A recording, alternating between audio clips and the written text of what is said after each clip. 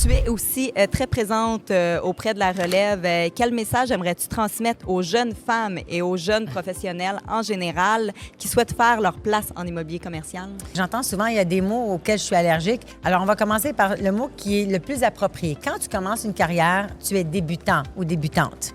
Il n'y a pas de mal. J'ai été débutante, tu as été débutante, tout le monde a débuté, je veux dire.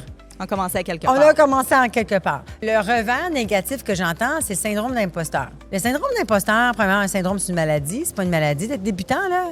Ça se guérit très vite, un peu de pratique, puis c'est correct.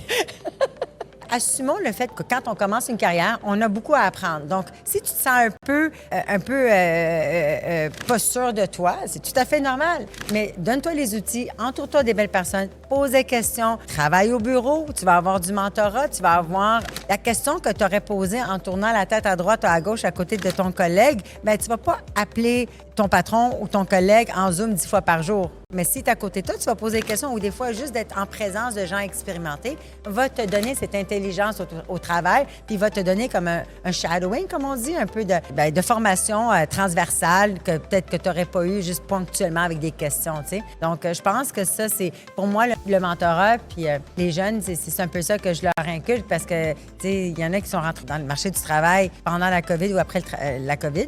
Donc, ils ont toutes fait leurs études à distance. Donc, cette connexion, puis le réflexe de poser des questions et tout ça, il faut qu'ils l'apprennent un peu plus, tu sais.